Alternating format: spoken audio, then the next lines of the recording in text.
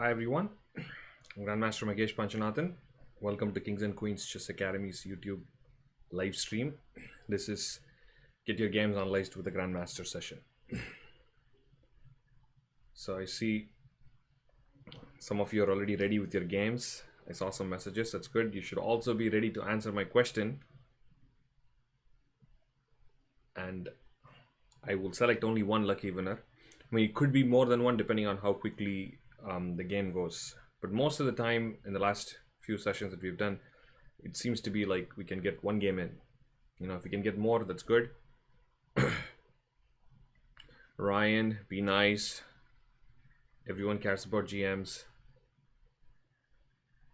Okay, so looks like we have a few set of students. That's good. I'm going to maybe wait for one more minute and then I'm going to ask my question. Remember this, every week what I would like you guys to do is go read up on chess history. Most of the questions that you're going to get from me are about some cool stuff on about chess history. That's the way you get your answers done.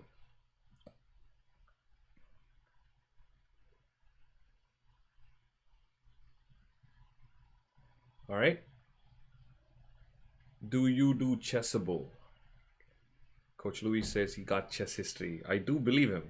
Actually, let's see if someone can take down Coach Louis. He's pretty good at stuff. Well, I do Chessable. We do lots of other things. I have not been very active with Chessable, but we do recommend our students to do Chessable, ChessKid, Chess.com. These are all pretty popular. Of course, there's Chess24 and Lead Chess. So I think all of us should be doing all of these things. All right, guys, I think it's time for us to get started and get ready for the question. But before that, here are the rules. The first person to give me the full answer, the correct answer, right? You have to pay attention to the question. If some part of the answer is missing, you will not get the chance. So the first person to give me the full answer will get a chance to get your games analyzed with me. And this next step is pretty simple. You have to email me the game. So you have to have the game ready. So just keep that in mind. If you don't have the game ready, it's going to be very difficult for everyone. So I want to try to keep the downtime, keep downtime less. And so this way, after we are done, we are probably able to do even one more game if that works. Okay, so the question today is, there was a very popular game, and the legend goes that when a certain move was played, people showered gold on top of the chessboard. Who played this game and what was the move? I need two answers. Who played this game and what was the move? All together. So the question is, the legend goes that people showered gold over the board when a certain player played a certain move. And I'm pretty sure it didn't actually happen, but that's the story. It's a very popular story. Let's go. Let's see who's the first person to answer this question. You should all know this, guys. Come on. Okay, so it looks like we do have a winner here. Coach Luis has the answer. By the way, he has given both the players as well, which is nice, Coach Luis. Levitsky versus Frank Marshall. Well, most of you probably know this. Frank Marshall is the person after whom the Marshall Chess Club in New York City is named after. It's one of the oldest chess clubs. If I remember right, only the second oldest to Philadelphia Chess Club. And so Marshall Chess Club is named after this great attacking player, Frank Marshall. And he played this beautiful move, which I'm about to show you guys really quickly. And you should all know this. I guess Coach Luis is the one who got his chance today to get his game analyzed. So if he emails me his game, I'm going to look at his game.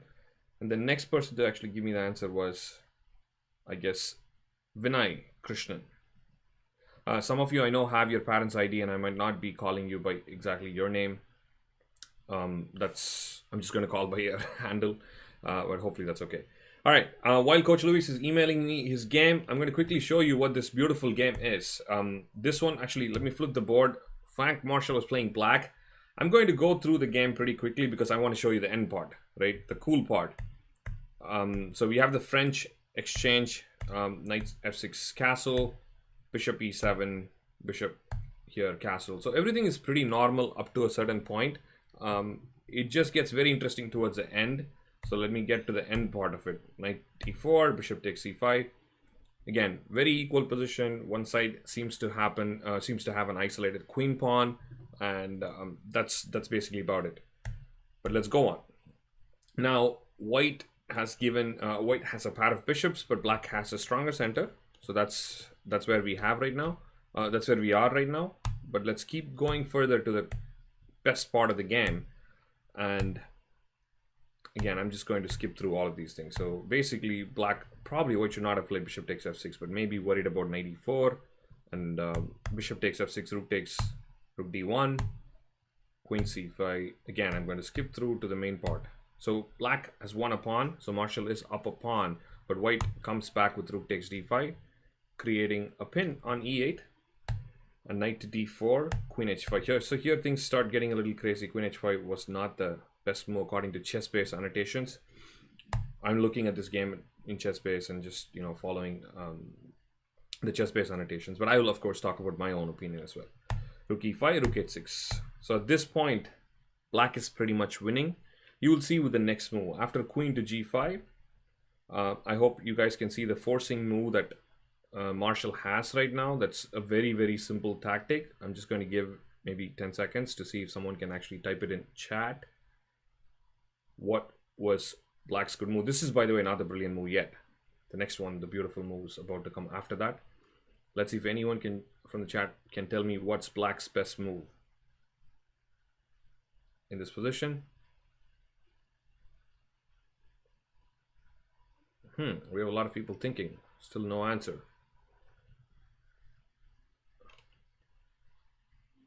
Okay, I guess I'm going to go on with the move. Rook to g6, not a bad idea. Rook to g6 is not a bad idea, but that's not the best move. There's something even better than that. Knight f3 check, queen f3, rook takes. Sriram got it right. It's actually rook takes h3 that was played in the game. It's a very simple tactic. If the pawn captures, you just go knight to f3, and you end up winning, the queen with a fork. But here comes the best move. Rook to c5 was played in the game, and some of you already saw this in the chat, so you probably know what the best move was. And this is the move that gave birth to the beautiful legend that when people saw this move, they threw gold coins over the board. So queen to g3, I think just by looking at this move, I feel like it's just amazing. I wish I can play a game where I can sacrifice my queen like this with 3 different captures. This is just a really pleasing move to look at. You usually don't see this. There is a nice Alekhine game where he does a similar kind of queen sacrifice, but I'm just going to quickly take you through this. By the way, white just resigned right here after queen g3, but if you take here, you got knight e2 checkmate. If you take with a pawn, you still have knight e2 followed by rook takes f1 checkmate. So when the king goes to h1, we got the nice checkmate. And the last one is, of course, king captures. That just leads to a lot of material loss. Check, king has to go in. We do knight captures. And look at this beautiful pin. You cannot take it with this, or you cannot take it with this. So black has a rook on h3 and a knight on g3. He had a queen on g3, a move before, and nothing can be captured. And when the king goes back, you could always actually either take the rook or play the check and move your rook. Either ways, I think black is just going to be up a piece. Alright guys, that was pretty nice. Let's just go on to see if we got Coach Luis's email. Yes, we got it. He sent the game. Let's open it really quick.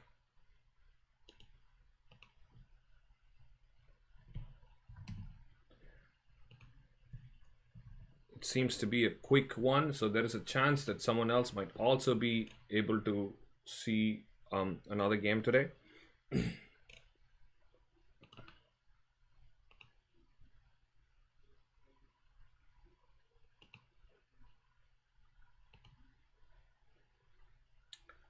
All right, let's get started. We got the game, and let's go on. This was a game that was played in online. It's an online game that was played in Chess24. I guess everybody pretty much has to play an online game. It was played on Chess24, and it's only 17 moves. Interesting. So might be an interesting win from Coach Luis. Coach Luis is one of the teachers at Chess Kings and Queens Academy. And it's nice to see some of the coaches' games too, right? Because all of us play chess and play actively. And that's one thing that's one thing we take pride in. In our academy, we are constantly playing and we are always trying to work on our own chess. So e4, e5, knight f3, knight c6. By the way, White's rated about 1900 and Coach Luis is rated about 2000 in Chess 24. Bishop b5, a6. I believe Coach Luis is rated around 1850 or so. Like maybe Luis, you can update. Someone's asking what your rating is on USCF, and his rating is going to be much higher because he is someone who's always working on chess, constantly studying. All right, we have Ray Lopez closed. So d3 is usually it's become much more popular these days. Usually castle was the main line, but it's a lot more trending with d3. Castle c3 d4 is actually a lot more popular, but in this variation d3 I guess is a lot more trending now. b5, bishop to b3, bishop to c5, and knight c3. So I guess I'm not so 100% sure. I guess it's the Archangel's variation, but usually the Archangel variation of c3 and d4. I take that back, I'm sorry. Yeah, so the idea for black to play a6 b5 and bishop c5 is usually that setup. But in this case, we have the closed Ruy Lopez, so let's take that back. But it seems like black is just playing very logical moves. White is playing logical moves. We're just developing pieces. Everything seems okay. h3, h6. I guess we're just stopping the pin. Bishop g5 and bishop g4 ideas usually are interesting. So castle and g5. I like this. I like this. This reminds me of a famous game played by our very first world champion. Even though in that game usually white had bishop g5 and black goes h6 and g5 and starts playing. I like this though because black has not castled yet, so that's giving black a nice opportunity to go with a kingside attack. Usually castling would be much more normal here. So g5, okay, very nice. White goes knight to d5. Playing in the center seems logical, but g4 is the next move that's coming up. Let's see what we can do here. Maybe it's important for white already to start taking some preventive actions with knight to h2. Probably required, because I'm thinking opening the g file would be extremely dangerous. I think this would make it very, very tricky. With the bishop also pointing out at the king. So the minute someone plays g5 like this, it's not easy. To react to this and to defend properly is not easy. You really have to take an important step here. I would say if you're playing this position in this game, this is a very critical point in the game where you have to come up with a plan to say, how do I deal with black's attack? So I'm guessing knight h2. We can see a few more moves. I don't know. I'm guessing rook g8. What can black play here, guys? Come on, let's build up this attack. If you're playing black here, how would you attack? Superstar at everything. Yes, we might be able to play, but sometimes it just depends. We have to figure out the timing. If not today, some other day I'll definitely play. Don't worry about it. So Ayush is suggesting h5. Ayush, but the problem is isn't this pawn hanging? So if you play h5, I probably just take on g5, and I don't see any real follow-up on this. So we are getting some more moves. What do we have? Rook h7, knight h7. Interesting. Do you really want to move your knight backwards like that, guys? You really want to attack? So I'm not so sure if I want to move my knight back. If black castles queenside, then f and g file are open. That is true. But how do you proceed now, right? You have to make some kind of a starting point. I feel like there are a few options. Rook g8 is a possible option. You could go rook g8 with the idea of pushing the pawn to g4, because at that point you will have 1, 2, and 3. I think that seems something that we can do. Bishop e6 is possible. Some of you already mentioned that black wants to castle queenside. So playing bishop e6 and queen d7 is very much possible. But at least all of this seems to keep the position very reasonable. I think knight h2 probably was required. And after rook g8, I mean, I can still play knight d5 now. because g4 could be met with h4. Actually, maybe this move would be required for white.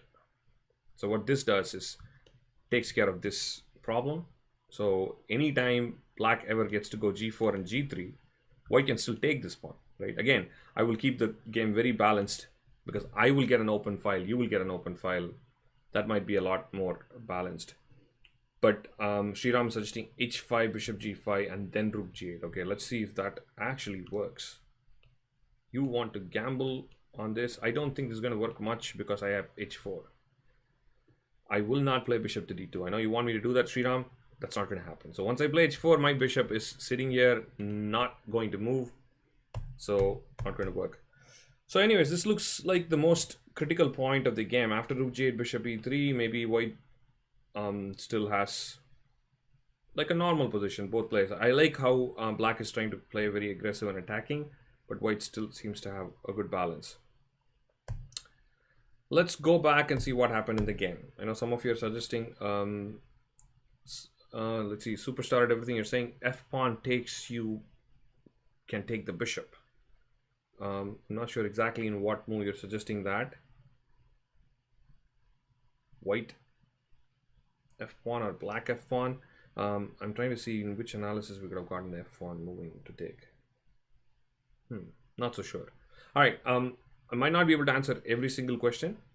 So I'm just going to move on. Yeah, after bishop e3, bishop takes, f takes is very much possible. Okay, I see what you're talking about. Let me go there really quickly. Knight h2, h5, not h5. We looked at rook g8, bishop e3. Yeah, if bishop takes, f takes, I think this is very, very good for white. At this point, I'm going to say black is in super danger. Yeah, so I cannot do that. So let's see what happened in the game. After knight d5, pawn to g4. So, okay, this is already becoming very dangerous for white. So knight takes f6. Ooh. Do we really need to do that and bring this queen out to f6? I probably wouldn't do that. I think knight f6, queen f6 again seems to help black with what black is trying to do. Why give black a move to build that, bring that queen out, right? But having said that, I'm seeing what can white really play here. So taking this pawn is terrible because after bishop takes, I think this pin with this kind of pin with the rook here, all of this is adding up. But let's just take a look at this for a little bit to see if white can survive. What if, for example, I go bishop e3 here? Can I survive this, guys? What do you think? Can I defend against this attack and still try to survive? The biggest problem I'm thinking here is this pin. This is really going to kill me because I don't see how I'll really get out of that pin. So I'm guessing the most natural move would be rook to g8. And Louis, feel free to add in your thoughts and analysis anytime, so we know what is going on. Knight to d4, I think I will just take. If you go knight to d4, I'll take with the bishop. So now that's one of the reasons why I had to play bishop to e3. Yeah, so if you take back, okay, great, but at least the pin is still surviving.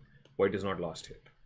Maybe some c3, d4 ideas to open up the center is still possible. Like I'll play c3, you go back and maybe play d4 to close. And any capture in the center would just make your king a little bit more weak too. So you have to watch out for that too. So going back, bishop e3, I would think maybe rook g8. Yeah, this is exactly what I would think is the best way to start. I think black's attack should be gradual.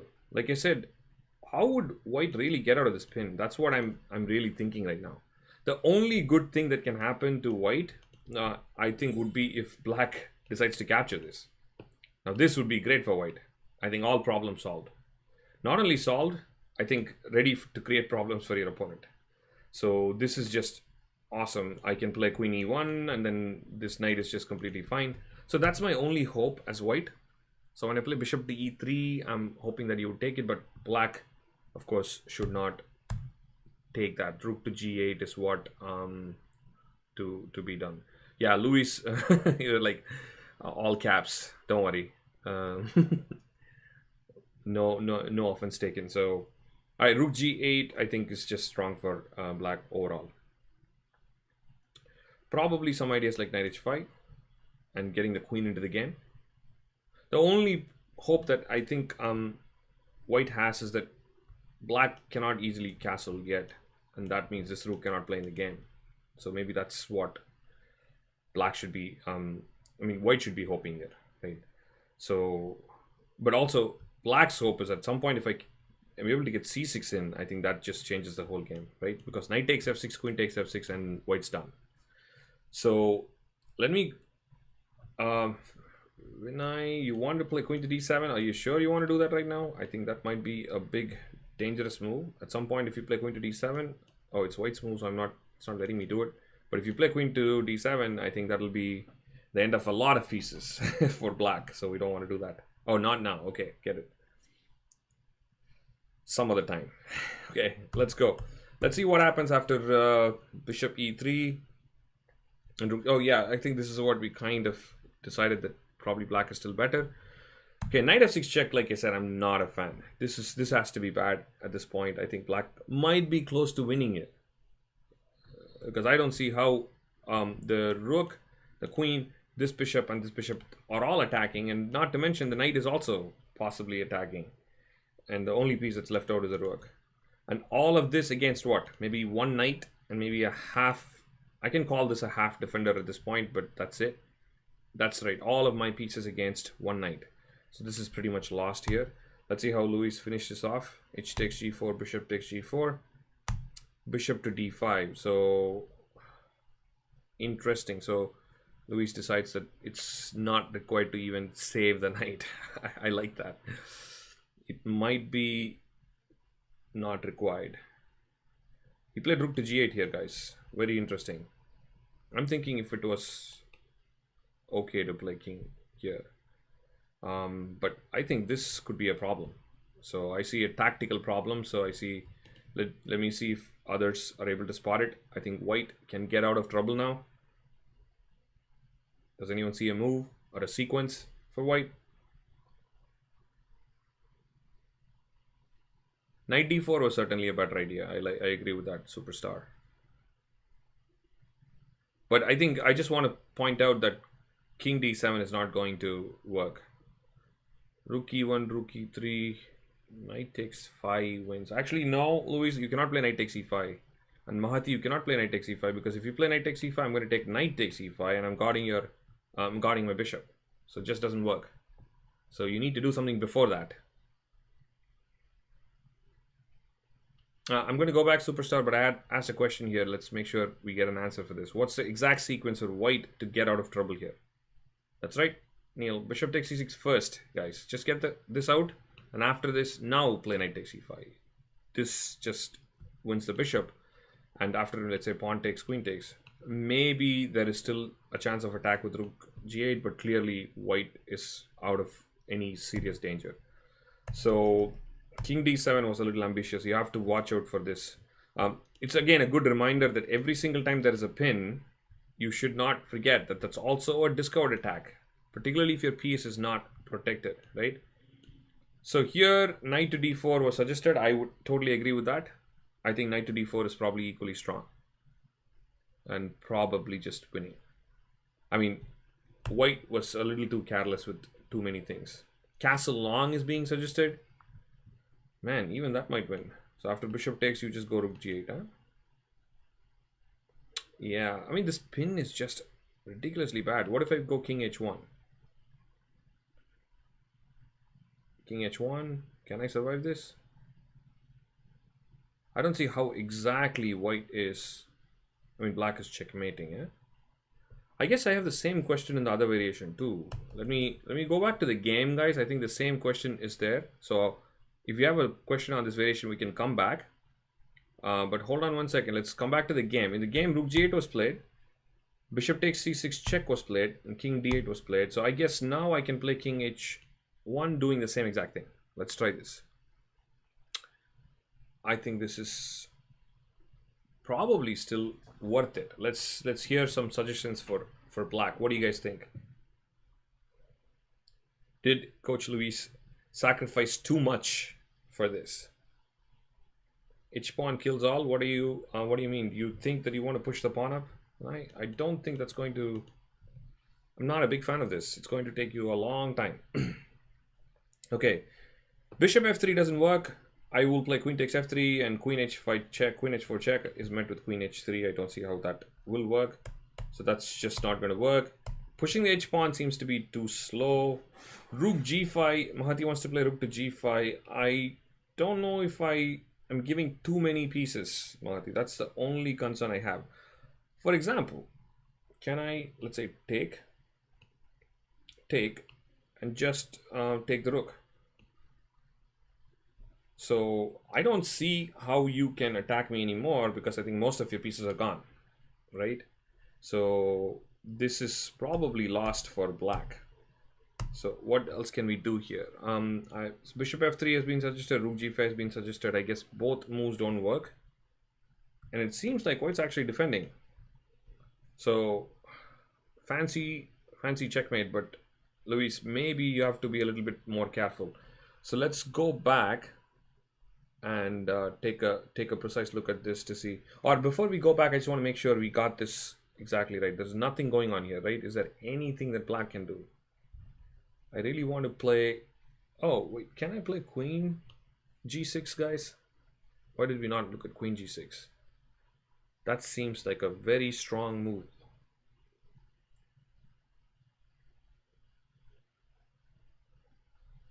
Compensation in the long run. Rook b8 and play slowly. Yes, Luis, you can definitely do that. Actually, you can play rook b8 with the idea of queen g6. But let's take a look at this. Well, g3 is not going to work, Neil, because after queen h5, you cannot play king g2, because don't forget this bishop, because I have queen h3 and queen takes g3 check, guys. This is game over. So this is not possible. So g3 queen h5 is lost. Let's see what else can we do.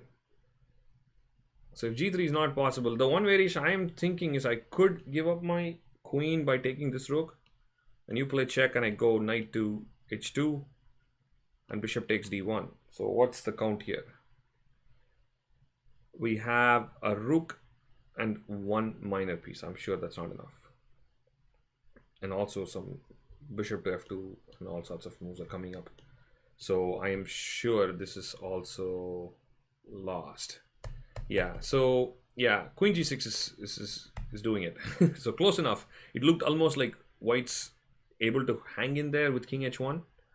But yeah, queen to g6 is doing the job. By the way, queen g6 might also have this interesting threat of bishop to h4. Yeah, no, bishop h3 just doesn't work. Okay. There is nothing else to see here, I guess. Yeah, the only... I mean, I have to give up my queen, and that's the only option. And giving up my queen is just not enough.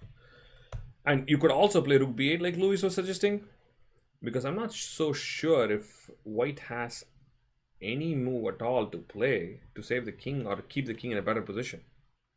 So maybe rook b8 was possible with the idea of queen g6 and queen h5. I might still do the job. Or you can play king g1 here. And I would just take the knight, and this pin would just end it all. All right, let's go back. So that was a pretty crazy game. So one thing I want to clarify here is, Luis, after bishop d5, you have to go knight d4. Seems like the most precise move. You might have missed king h1 as a defensive resource. And again, it's lucky that queen g6 is winning, but you don't want to take a chance. A forced win is a forced win. You should never let a forced win go. Looks like knight d4 wins the queen for sure, because now taking the rook and bishop takes f3 is completely lost. Yeah, you probably missed knight d4, or you might have missed king h1 because rook g8 also looks pretty good. But rook g8, I guess, sacrifices both the knight and the rook. Knight d4 only sacrifices your rook, which also is fair. And now bishop f3 followed by rook g8, I think, is just hopeless for... and also knight e2 check followed by queen h4 is also pretty much game over. So this is just lost. I guess, again, the only hope for white would be to sacrifice the queen. Knight takes, but now I don't think I would even have enough. So if bishop takes... so currently, what do we have? We have just one piece. We could take the rook. I'm sure this is not enough, because if I take this bishop, bishop takes d4, and taking on a8 is just too slow because we have a mate in 2. right? Queen f2 check, and followed by just anywhere you go, queen h4 is mate. So since f2 is hanging, I don't have enough time to take on a8, and the only option for me is to just maybe move my knight or something, and that's just not going to be enough. One piece for a queen is just lost. All right, so let's see what happened in the game. It might have been anticlimactic because I feel like the game ended abruptly. Oh, bishop takes a8 was played. Okay, that was a little too daring from white. I think white allowed g4 to open the g file. That was already difficult and probably in the last position, but here king h1 was the best attempt. Bishop takes a8 is just, I guess at this point, suicidal, basically ignoring all defense. And after bishop takes f3, queen d2, we got a nice checkmate. Queen h4. Okay. Yeah, you're right. Probably white already gave up with that move. Okay. Well, the good news is it's 8:45, which means I can definitely take another game. Coach Luis did us a favor by sending in a 17-move game, which had some really nice attacking ideas and defending ideas. So that was pretty good. All right, which means I have to come up with a new question. I hadn't thought of two questions. Let's see. Well, guys, this session is about analysis. We do have a play session tomorrow, Friday. So today we are doing game analysis, and I would focus on that. I know some of you are asking me to play against me right now. Definitely not during the session. Today we are doing game analysis. I know some of you are asking me to pick you. All right, do not do that, please. Do not keep doing that in the chat.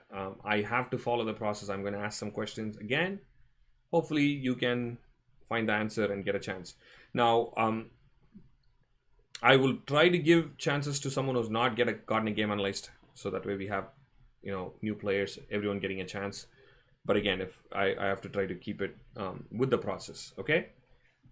Oh, I actually see a point. When I answered the last question second, let's see if I can go back and clarify that. I could also do that. But actually, guys, Coach Luis typed in the answer to everyone, so everyone saw that at that point. So that might be a tricky thing. I'll just ask a new question, guys. Let's just do that, okay? I'll just make up a new question, and then we should be able to do the next thing. And if you get it right, you'll be able to send the email with your game. Okay, let's see. Okay, good question. So for a long time, Bobby Fischer was the youngest chess grandmaster. Who broke Bobby Fischer's record first? Who broke Bobby Fischer's record as the youngest grandmaster? Luis, if you know it, please don't answer. Who broke Bobby Fischer's record to become the youngest chess grandmaster? Bobby Fischer's record, if I remember right, stood for a long time. All right, we got another coach, got in. John Brosnan is correct. Judith Polgar was the one who broke Bobby Fischer's record. If I remember right, it was 1989 when she became a grandmaster. I believe Bobby Fischer's record, I don't remember exactly, but if I remember, Polgar was 15 when she became a grandmaster or something like that. Anyways, so Judith Polgar is the right answer. So Coach John, I would be happy to analyze your game. If not, so I'll just make sure I get the top 2 in list depending on who is there. It is Superstar. So I guess John Brosnan is the first answer, and then Coach John would be the first one, and then Superstar at everything would be the second one. So, okay, so Coach John says he wants to give a chance to the second person. So, Superstar at everything, you have a chance to get your game analyzed. Go on, send it, email me your game, and I will be able to. Coach John, thank you, that is true, but I would not mind analyzing your games too. I'm sure you have plenty of interesting games to go over, so I'm sure you're going to do it maybe one of the other weeks. So we'll definitely go for it. So looks like Superstar does not have a game. Guys, when you do the session, I want you to keep a game handy, okay? Let's see who came in next after that. Ooh, for a long, no one else actually came in with that. So I guess Coach John, we can go with your game. I don't have anyone else who actually gave me, unless you want to pick someone from the group.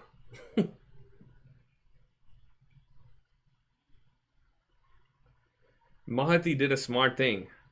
Mahati posted Judith Polgar now, and she still is technically the next one after that. But I'm definitely going to give a chance to everyone for this, but we started a new question. I have to go with a new question. Okay, interesting. Coach John wants to ask a question now. I like it. Let's do it.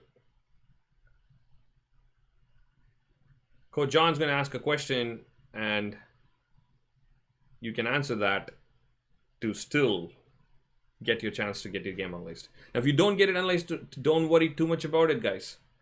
I'm just following the process here. We analyze something together. That's the whole thing. We're all going to... Who did Fisher beat 6-0 before winning the title from Spassky? Interesting question. He did the candidates, semifinals, quarterfinals, and semifinals. I believe Taimino is the correct answer. Is that right, Coach John?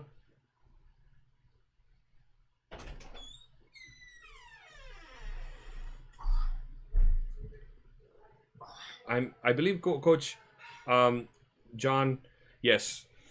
Ryan got it right. I actually want Ryan and I guess Phantoms is Sriram. Both of you send it because I've only analyzed one game with Ryan. If I can do one more after that. Okay?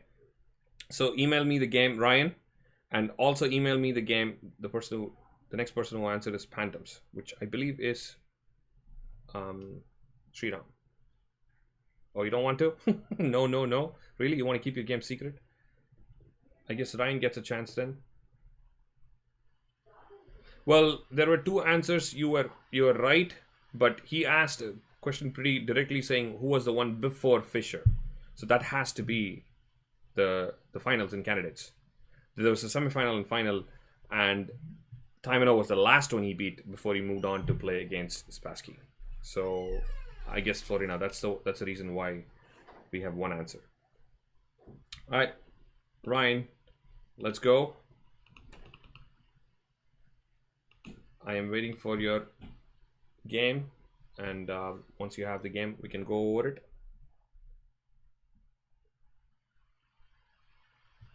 Can we play Coach Magesh in the meantime? You guys really want to play me, don't you?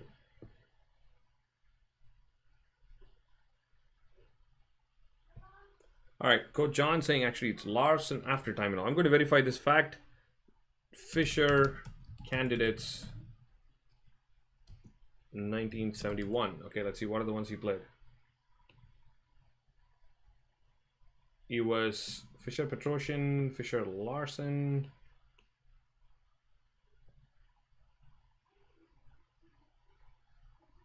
Okay, let's verify this.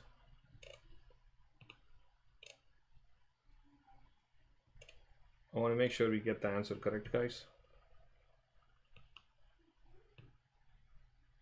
Fisher candidates path to World Championship. We also Google, guys. We are still human. Okay, I found the road to championship.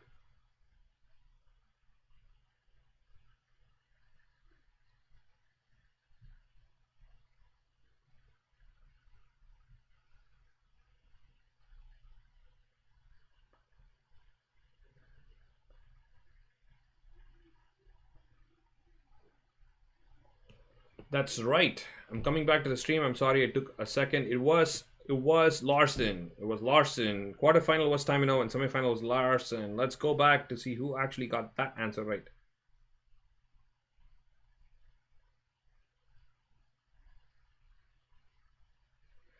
I guess Mahati got it right before anyone else. So Mahati is the one who said Larson, right? I think Florina, thanks for pointing that out.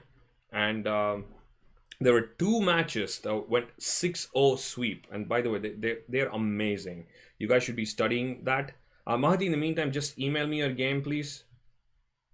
Ryan, unfortunately, the answer turns out to be slightly different. I see you sent me a game, but it turns out that Larson was the last one who lost 6-0 before Fisher went on to beat Spassky in the World Championship match.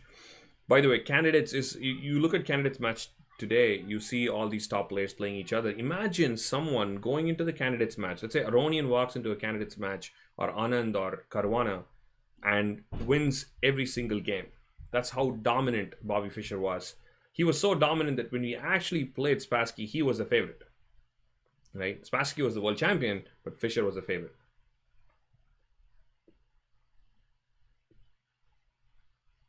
I did see that Magnus got a 3-0 lead today. I've not seen the games yet, but I was following the updates to see that he won. He went on with an amazing start. So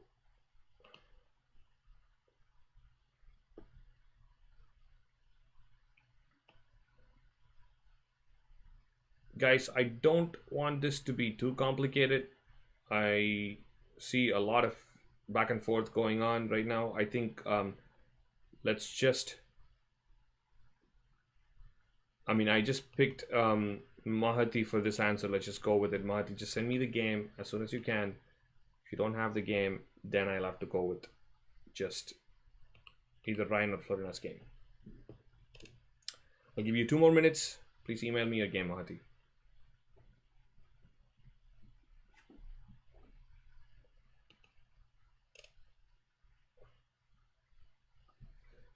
So we have a couple of minutes where we're going to wait to look at the game. Sending 1 second, sure, no problem, Mahati.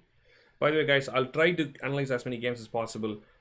Typically, what I like to do is I like to analyze one game the whole time. This way, you will get all the details. Like, for example, this game was really short in 17 moves. Even then, you noticed how there were so many variations that would be really fascinating to calculate and analyze. That's right.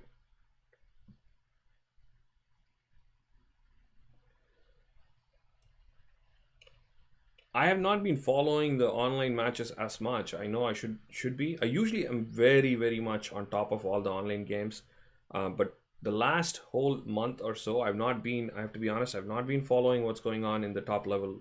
I did not follow the Magnus Carlsen Invitational 2 as much. I was seeing the results, but I've not been following the games as much as I would have liked to, because these are great. I think. So someone's talking about Karyakin. That's right. I think I saw him blundering the rook in one of the games. I might have seen that as an update, but again, haven't seen those games. Let's see if we have Mahati's games yet.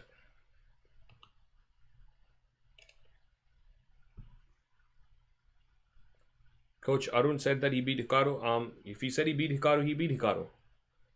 I think I played Hikaru maybe once in a rapid game when I was in school in University of Texas, Dallas, and I got crushed. But I do have a positive record against Fabiano. I did play him when he was around 2670, so not when he was a baby. So I am going to take that to my grave, and I'm very happy about it. Coach Arun, Grandmaster Arun Prasad is what some of them are referring to on chat. He's a very strong player, yes. We have both traveled and played so many tournaments together. He has won the Scottish Open, Paris Open, lots of open tournaments, and very strong player. All right, Mahati, we have to get going, so hopefully, I got the game. Perfect. Ooh, I got an email which is empty, so I guess something is missing. Mahati, I think I got your email with the game, but it looks empty.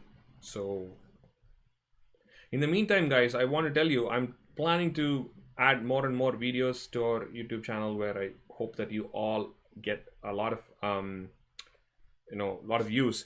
And I'm doing a series called Grandmaster Diaries, where I'm going to talk about most of my experiences. And I'm also doing planning a series on strategy.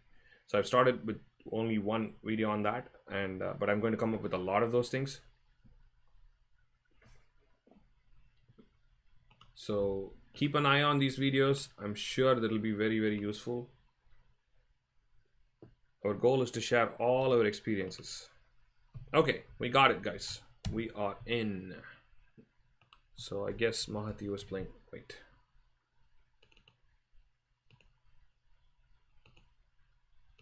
All right, we are in. Let's get going.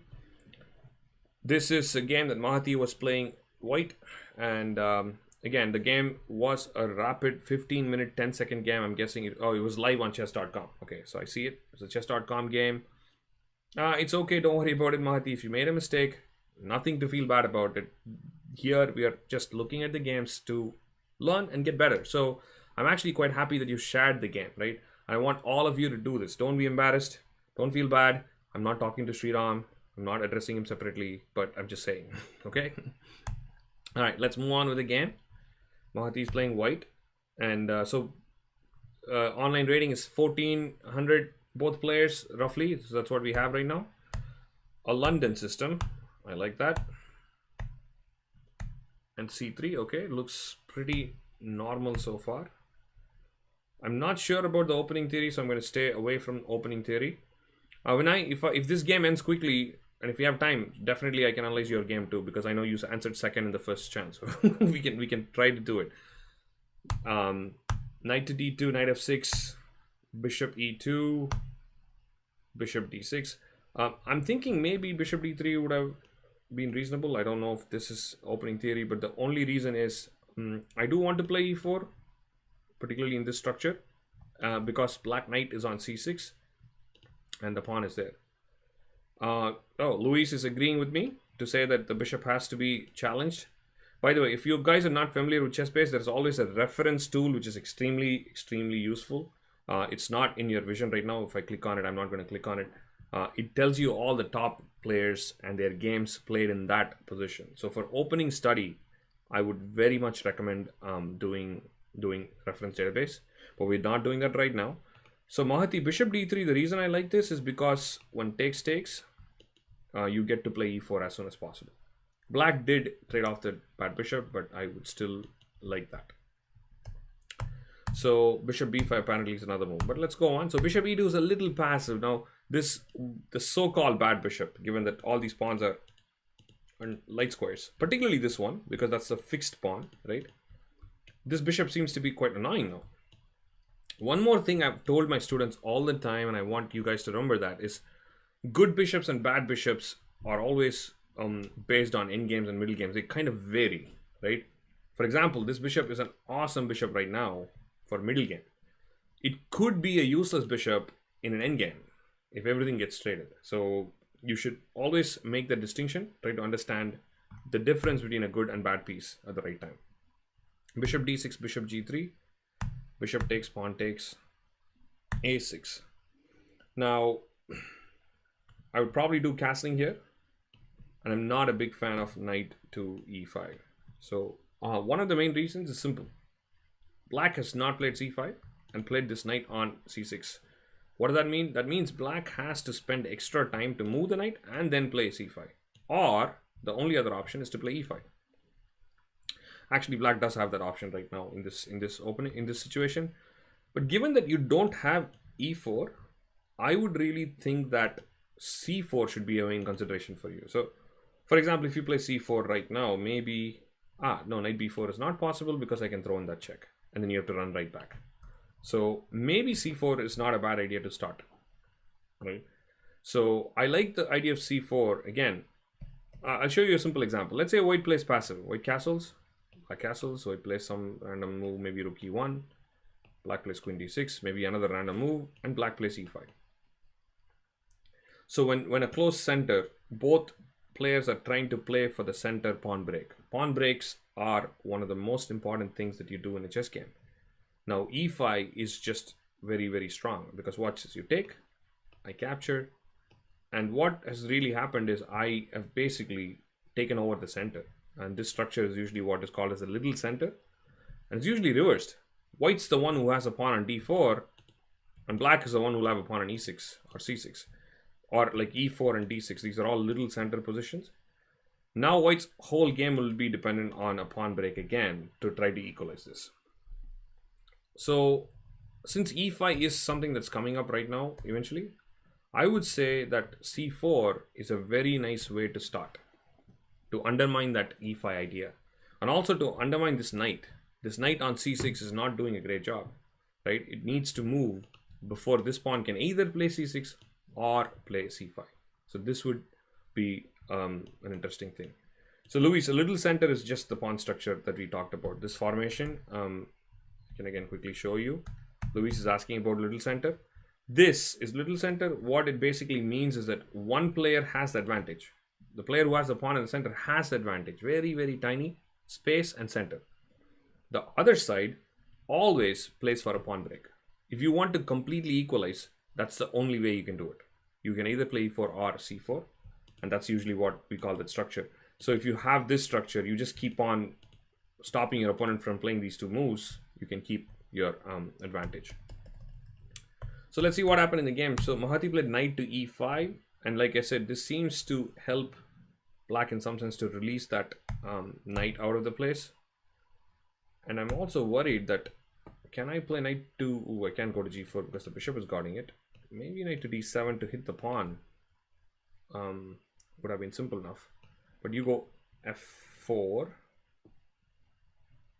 and then maybe, I don't know if f6 is too dangerous because of bishop here.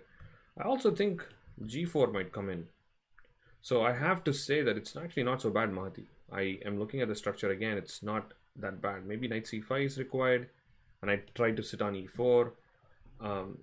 Possibly that's what it is. But now you're asking about a night class Tuesday. Yeah, we had Tuesday night class at 7 o'clock. We have multiple locations. You can check the schedule there online. All our classes are running in regular schedule, people. Nothing has changed. 94 and g4. Okay, interesting tempo. Okay, I like this. Why not? We got a free move with g4. So bishop goes back. And f3. So I'm not a big fan of f3. So the problem is you are weakening your position quite too much, right? I don't want you to play that.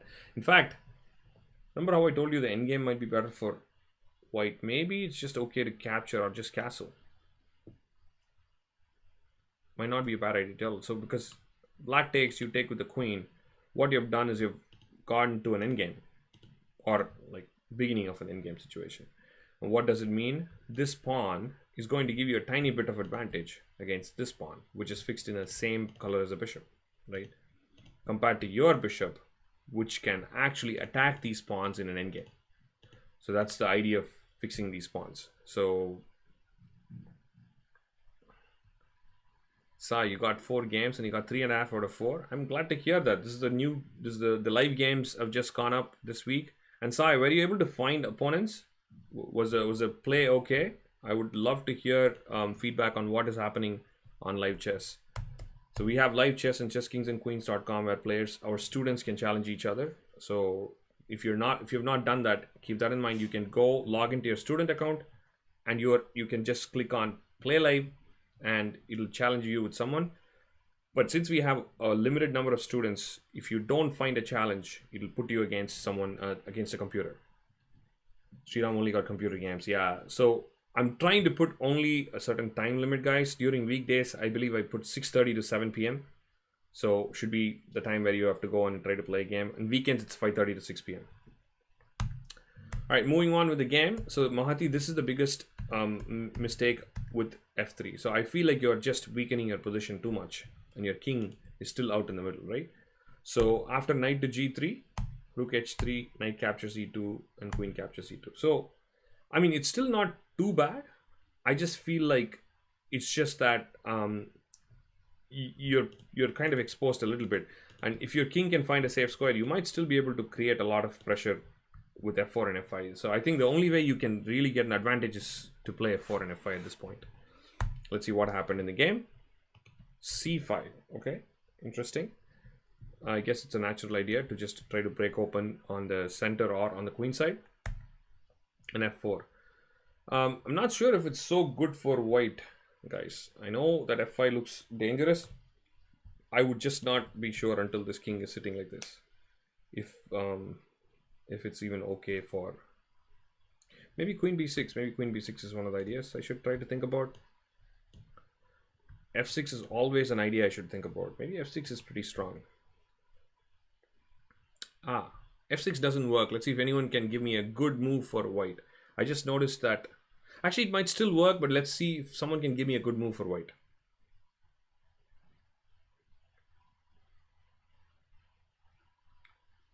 Uh, okay, any question about homework or class schedule? When I will talk about it later. I don't know exactly what it is. I'll look at it. So don't worry about it right now. Shoot me an email or we can talk about it later. Don't worry about it. Okay, I'm hearing f5. Very good. f5 seems like a... Actually, guys, my bad. My bad. f5 doesn't work. I'll take the free pawn. I just quickly asked a question and then I realized it just doesn't work. Why does fi not work now? Maybe you can answer that question and see what is really wrong with fi.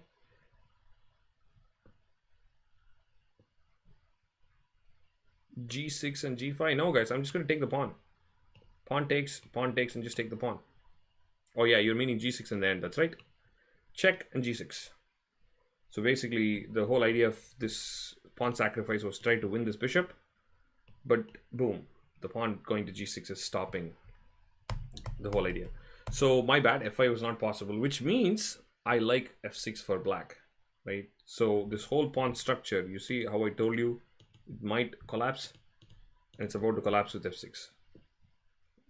So white's not ready to open up anything with the king still in the center. So it's almost... Well, actually, knight f3 and bishop e4 is what we need to calculate. But I'll just show this quickly. Pawn captures, queen captures. And I think the position is fairly reasonable, I guess. Maybe I still have knight f3 and knight e5, guys. I'm just looking at it and saying it's not so bad. So I'm kind of going back and forth in this. f5, f6, knight f3. Actually, that's another thing, Mahati. I was just talking about that. After f6, you can go knight f3 directly, yes. But I'm probably thinking bishop e4. So it seems like kind of a balance. So, like, for example, takes. Now maybe I will be interested in taking with a pawn. So I feel like we're kind of going off on a tangent here because white has g5 and I think both kings are super weak. Luis thinks black king is weak. I do agree. But I don't have to take anything, you know. I can always move the queen and try to castle. So this is still double-edged is what I'm saying. So when I started with saying f3 was bad, I'm just going to take that back a little bit to say that it's still about equal. And white does have extra space. Let's see what happens. c4. I know someone already mentioned this to put the bishop on d3, but it also means that you gave me a knight on d4. So at this point, it's a question of which one is more important. And I'm going to say I actually like white because not only do I get knight to d4, I think e4 is possible. I don't know if you considered e4 as one of the moves. I see that you played f5. Why are we sacrificing this pawn, Mahati? I'm not so sure. Did you miss anything in this pawn sacrifice? Because f5 just seems to lose a pawn here. So Superstar saying white's king, white's pieces are protecting the king and black's king is more dangerous. Well, I would feel like, I mean, we'll talk about that position in just a second. Because I'm just kind of curious about f4. So I guess f5 is just a simple calculation error. And then just allows the pawn to be captured. b5 is what Coach Luis wants to do. But let's take a look at this, guys. I just wanted to talk about e4. I think I like this position for white because black is pretty much forced to capture. Because otherwise f5 is coming in, right? What will I capture right now? You guys should know. Pretty straightforward. Two pawns are hanging. Which one should I take? Of course, c4. Thank you, Sai. Right, this pawn is yours any day. And guess what? I'm on route to going to d6. I think this is positionally crushing. So, Mahati, you missed a small chance here, right? c4, I mean, e4 would be very, very strong. What you're doing here is you're threatening f5. f5 is very, very strong. So, if, let's say, for whatever reason, I don't want to I don't want to lose this pawn, and I just do something like this, and this is just extremely dangerous. I have to go somewhere like bishop h7, and I mean I don't need really have to analyze this. So knight f3, and you can see that this is just super strong, and black is and look at this poor bishop here, cannot even do anything. So e4 would have been a positionally crushing move, and it's also important to notice that after pawn takes e4, knight takes c4 is what you need to do, right? So okay, bit of a nice struggle up to that point, but after f5 I think black is just up here, because I don't see a justification for your pawn sacrifice here. So maybe it was a mistake in calculation or something, but it's basically game over. Okay, so rook f3 I guess also leads to a next problem of bishop to g4. So the main problem, Mahati, is that you built a nice game up to this point, but I think you quickly collapsed in tactical mistake. So you have to watch out for tactical mistakes. I'm also guessing that maybe it's because it's a 15-minute game, so you probably didn't have enough time to, or you went low on time towards this time because you were taking more time in the opening. That's very much possible. But your play was quite interesting. I like g4, but this f3 looked very suspicious, but it turns out that it was okay. So you didn't really have that much of a problem after knight e2, queen e2. You still had a very interesting position. At some point, you should have probably always focus on this f4, f5 idea as much as I can point out here. So after c4 was definitely a mistake. So Coach Luis pointed out b5. I don't know, Coach Luis. I think even now, e4 is very strong. So look at e4. I'm threatening f5. So you're forced to kind of take this. Knight captures e4. Bishop captures e4. And queen captures e4. So I still like white's position here because it's if you castle, you are running into this dangerous move. So the moves that kept my king weak, but now the space is just too much for white, right? I mean, I'm just basically checkmating there, and this looks like it's pretty bad. So you cannot castle, but I'm going to maybe do this and maybe do this. I mean, the only thing is when I move this rook, I have to watch it for the sneaky little check. But other than that, I think white's just doing really good. So the whole point is e4 followed by f5 would have been a good thing. All right, that's good. So I think it's right about time of for our 1 hour mark. We got 2 games in, and guys, again, I'm going to try to come up with better rules to see how it can be good for everyone to get the games. But I mean, remember this. It doesn't have to be your game exactly, right? As long as we are analyzing a game here, I want you guys to just focus on the game, try to get your moves in, try to get your ideas in, try to see what I'm talking about, right? The best part about this is that I'm not using an engine. I'm just talking about what I see, and it's going to come with a lot of flaws, but it's also going to come up with some ideas, right? And how I think, and hopefully that can help you guys shape the way you think too. Coach Luis is saying chess history is easy, but I'm not sure, Luis. I think kids are going to keep studying. They're going to get better. Superstar, what is your actual name? Let's see if, I'm sure all of you are kids that I know, but you have different names here, and I don't recognize some of you.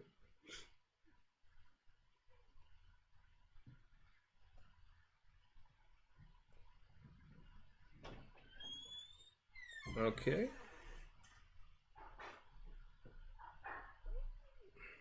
Well, I'm not playing a game, Luis, I guess, so that's going to make a difference. Superstar, everything is glowing actor. Sai Charan, you're Sai Charan. What a surprise. Actually, you know, guys, if I wouldn't mind playing a couple of games, but this is what's gonna happen. I'm gonna say I'm playing a couple of games, and everyone else is gonna be like, oh, no fair, I want to play a game. So let's not do that right now. Again, I will give you all a chance to play, so don't worry about it. We will definitely get a chance to play games. I will be there. Just send me a friend request. How about that? Send me a friend request. I will accept it, and in your friend request, make sure you type in your name so we can do that. Let's not do that, please, people. Tomorrow we have challenge your coaches. So we do a streaming. I also play. So we have been working on different things. Some of you are asking for a simul. We will do. If you are spamming the chat, I'm definitely not playing you. Keep that in mind. If you type the same message 10 times, I'm definitely not playing you. So do not do that, okay? We might do a simo, definitely. I will figure it out and let you guys know. But thanks for coming in and watching, guys. Keep watching the videos. If you're not subscribed to our channel, do it right now, because I'm adding videos. Not only me, other coaches are going to add more videos. So we'll definitely have a lot of content that you can just learn by watching.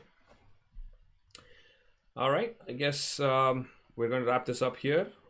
I will see you guys next week at 8:15. This is a weekly thing. I will see you next week. Bye.